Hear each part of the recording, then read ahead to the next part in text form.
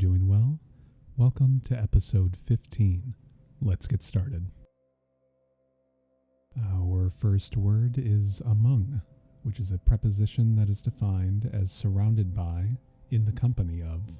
It is also defined as included in a group or number. It is also defined as occurring or situated within, in the midst of. For example, among the many books on the shelf, she found the one that she was looking for.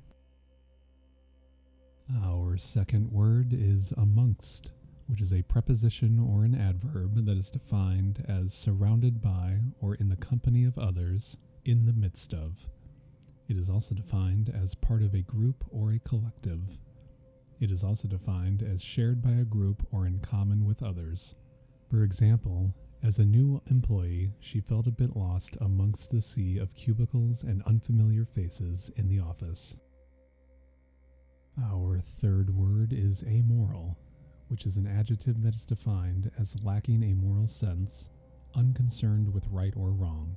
For example, the protagonist of the novel was portrayed as amoral, as he was willing to do whatever it takes to achieve his goals, regardless of the consequences or ethics involved.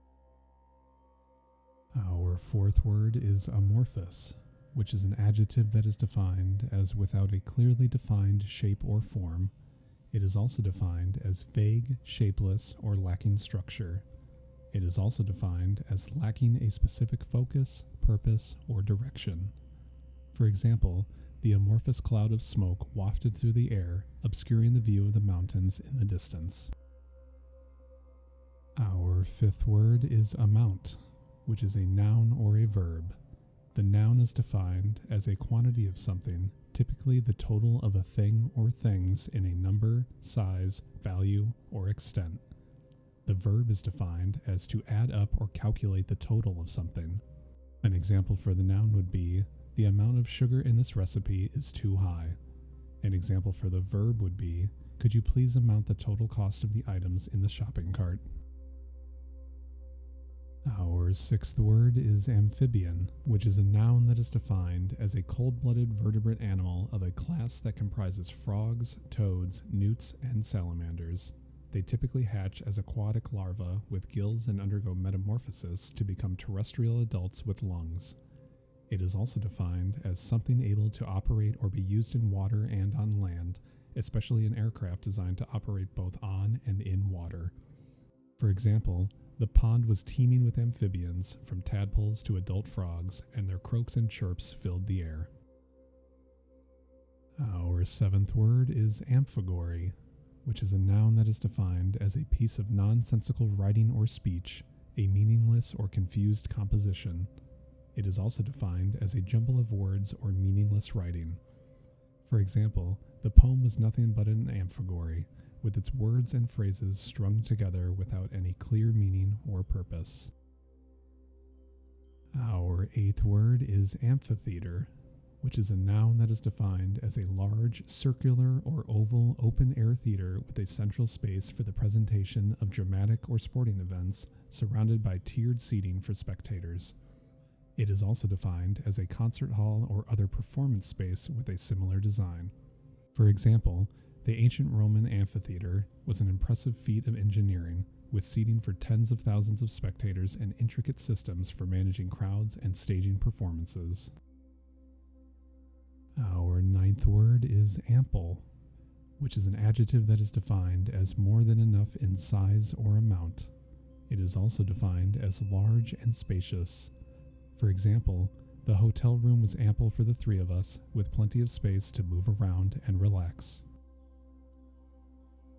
Our 10th word is amplification, which is a noun that is defined as the process of increasing the volume or strength of an electrical signal, sound wave, or other phenomenon, usually with the use of an amplifier. It is also defined as the act of expanding or elaborating on an idea or argument, often in order to make it more clear or persuasive. It is also defined as an increase in the size, scope, or intensity of something.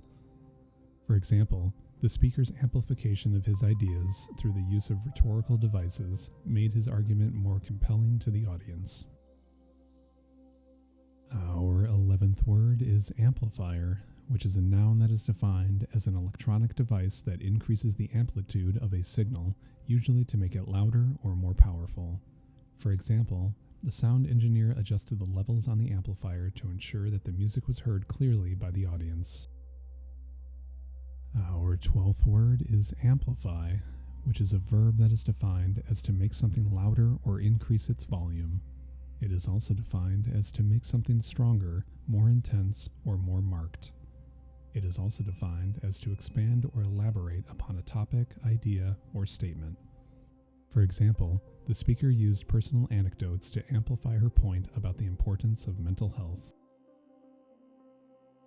Our 13th word is amplitude, which is a noun that is defined as the maximum extent of a vibration or oscillation measured from the position of equilibrium. It is also defined as the magnitude of a signal, especially of an electrical or electromagnetic signal, as measured from the mean or average value of the base wave. It is also defined as the general size or extent of something. For example, the amplitude of the sound wave was measured in decibels, while the amplitude of the earthquakes was measured on the Richter scale. Our 14th word is amputate, which is a verb that is defined as to surgically remove a limb or other body part, often as a medical necessity due to disease, injury, or infection. For example, after a severe accident, the doctor determined it was necessary to amputate the patient's leg in order to save their life. Our 15th word is amuck, which is an adverb that is defined as in a frenzied or uncontrolled manner, in a wild rampage. For example, after being startled by a loud noise, the herd of cows ran amok, trampling anything in their path. Our 16th word is amulet, which is a noun that is defined as an ornament or small piece of jewelry thought to give protection against evil, danger, or disease. It is also defined as a charm or talisman. For example, the old woman wore an amulet around her neck that she claimed would ward off bad luck. Our 17th word is amuse, which is a verb that is defined as to entertain or cause someone to laugh or smile. It is also defined as to occupy the attention or time of someone in a pleasant or enjoyable way. For example, the clown's antics never failed to amuse the children at the birthday party. Our 18th word is amused, which is an adjective that is defined as feeling or showing amusement or humor. It is also defined as entertained or occupied in a pleasant way. For example, the children were amused by the clown's silly antics and playful jokes. Our 19th word is amusement, which is a noun that is defined as the state or experience of finding something funny or entertaining. It is also defined as something that provides entertainment or enjoyment, such as a game, performance, or activity. For example, the amusement park was packed with families enjoying the rides, games, and attractions. Our 20th word is an, which is a determiner that is defined as used before words beginning with a vowel sound or silent H to indicate that the following noun begins with a vowel sound. For example, an apple a day keeps the doctor away. Our 21st word is anachronism, which is a noun that is defined as an error in chronology or timeline, especially a thing or person from a different time period than the one being portrayed. It is also defined as something that is out of place or outdated, especially in a literary or artistic work. For example, in the movie set in medieval times, the appearance of a character using a cell phone was a glaring anachronism. Our 22nd word is anagram, which is a noun that is defined as a word or phrase formed by rearranging the letters of another, such as cinema formed from Iceman. For example, she was delighted to discover that the phrase 11 plus 2 was an anagram of 12 plus 1. Our 23rd word is analeptic, which is an adjective that is defined as tending to restore a person's health or strength. It is also defined as arousing or stimulating.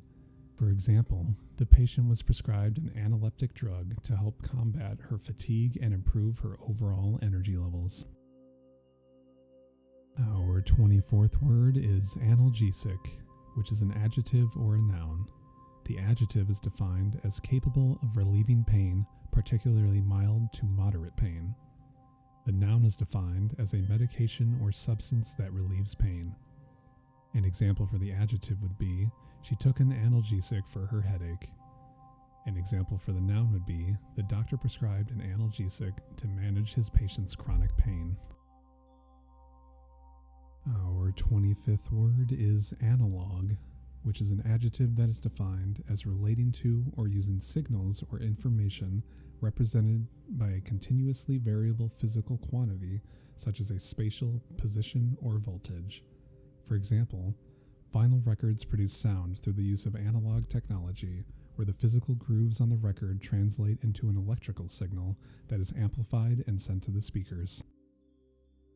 Our 26th word is analogous, which is an adjective that is defined as similar or alike in some way, corresponding in some aspects, especially in function or effect.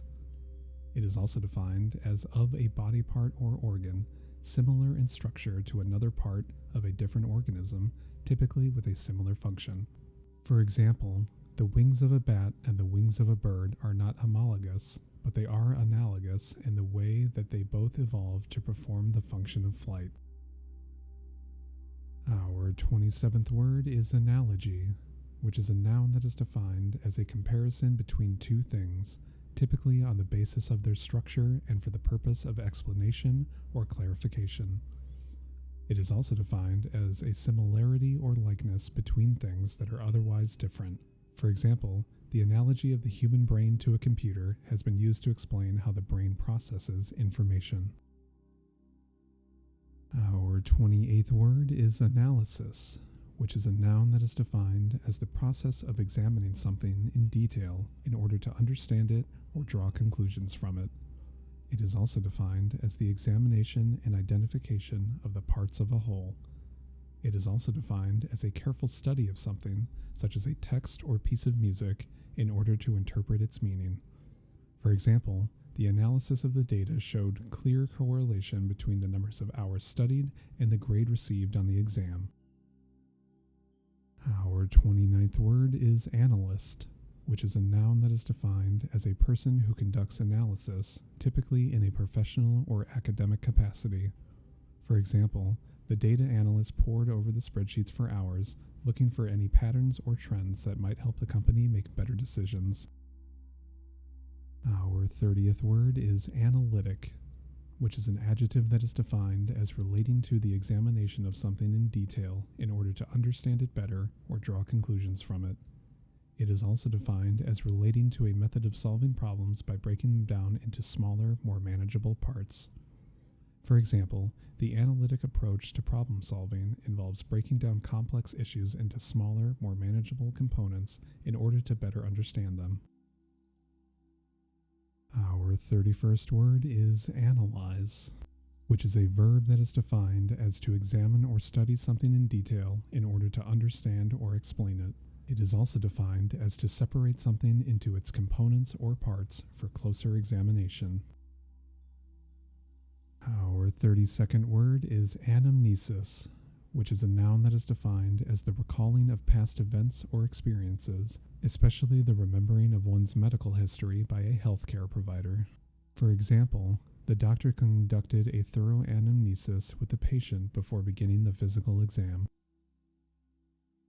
Our 33rd word is anamorphic, which is an adjective that is defined as pertaining to a distorted image that appears normal when viewed from a particular angle or with a specific device, such as an anamorphic lens. For example, the film utilized an anamorphic lens to create a unique widescreen aspect ratio that gave the movie a distinctive look. Our 34th word is anamorphosis, which is a noun that is defined as a distorted projection or drawing that appears normal when viewed from a particular angle or with a specific mirror or lens. It is also defined as the gradual change in form from one type to another during the evolution of a group of organisms. For example, the artist used an anamorphosis to create a unique and striking visual effect in their painting, which revealed a hidden image when viewed from a specific spot. Our 35th word is anaphora, which is a noun that is defined as the repetition of a word or phrase at the beginning of successive clauses or sentences, often for rhetorical or poetic effect.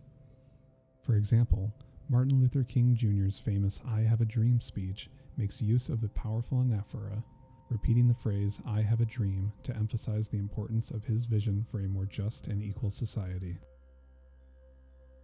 Our 36th word is anarchism, which is a noun that is defined as a political theory or movement advocating for the abolition of all forms of government and the organization of society on a voluntary, cooperative basis. It is also defined as a state of disorder or confusion due to the absence or non-recognition of authority or other controlling systems. For example, the principles of anarchism reject the idea that a government can represent the interests of the people, instead advocating for a society based on mutual aid and voluntary association.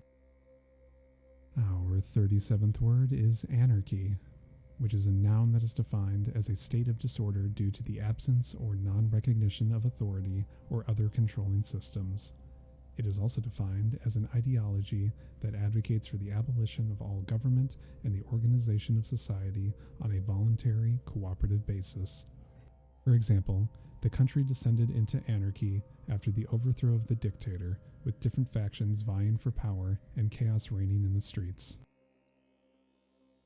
Our 38th word is anathema, which is a noun that is defined as something or someone that is intensely disliked or loathed, an object of aversion or condemnation.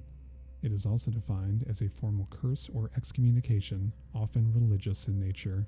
For example, in some cultures, consuming certain types of food is considered anathema, while in others it is a normal part of the diet. Our 39th word is anathematize, which is a verb that is defined as to formally curse or denounce someone or something.